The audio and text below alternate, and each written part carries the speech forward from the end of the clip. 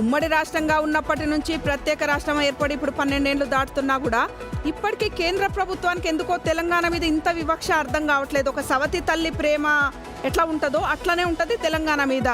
ఇప్పుడు పక్క రాష్ట్రం చూసుకుంటే వాళ్ళకి తిరుపతి ఉంది, కడప ఉంది, కర్నూలు ఉంది, రాజమండ్రి ఉంది, విజయవాడ ఉంది, విశాఖపట్నం ఉంది, ఇప్పుడు భోగాపురం. అంటే 7 ఎయిర్పోర్ట్లు. తెలంగాణకు సంబంధించి శంషాబాద్ ఒకటే దిక్కు.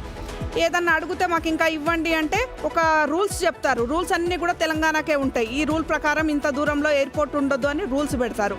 అంటే పక్క రాష్ట్రానికి వచ్చినాయని ఏం బాధ కాదు, కానీ తెలంగాణకు ఎందుకు రాలేదనే ఆవేదననే ఇక్కడ ఉంది. మామునూరు అన్నారు, ఆదిలాబాద్ అన్నారు, ఎక్కడేసిన గొంగడి అక్కడే ఉంది.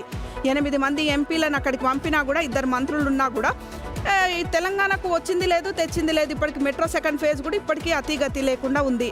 అంటే పూర్తి స్థాయిలో తెలంగాణ విషయంలో కేంద్ర ప్రభుత్వం వివక్ష గురి చేస్తుంది అన్నారు. ఎలక్షన్స్ అప్పుడు, పార్లమెంట్ ఎలక్షన్స్ అప్పుడు తెలంగాణ నుంచి ఎంతమంది ఎంపీలను మీరు గెలిపిస్తే మీకు అంత ప్రయోజనం చేకూరుస్తామంటే ఇంతమందిని ఎంపీలను పంపినా కూడా ఇప్పుడు ప్రయోజనం ఏముంది? ఏం లేదు కదా. తెలంగాణ ప్రజలు కూడా నిన్న ఆలోచించకుండా ఇప్పుడు రేపు భోగాపురం ఎయిర్పోర్ట్ ప్రారంభోత్సవానికి మోడీ గారు వస్తున్నారు. ప్రధానమంత్రి వచ్చినప్పుడే ఆలోచిస్తారు కదా, అయ్యో ఏంది వాళ్ళకి అట్లా చేస్తున్నారు, మాకు ఇట్లా చేస్తున్నారు, మేము ఒక రాష్ట్రమే వాళ్ళు ఒక రాష్ట్రమే కదా, ఇంత వివక్ష మా మీద దేనికి? రేపటి నాడు ఏ మొహం పెట్టుకొని ఎన్నికల పోతారు అని కూడా ప్రజల నుంచి ఒక ప్రశ్న అయితే వస్తుంది అనిపిస్తుంది. ఖచ్చితంగా రమాదేవి. ఇప్పుడు తెలంగాణ రాష్ట్ర విభజన కోసం, ప్రత్యేక రాష్ట్రం కోసం తెలంగాణ ప్రజలు ఎందుకు అంత పెద్ద ఎత్తున కొన్ని ఏళ్ల పడి దశాబ్దాల పాటు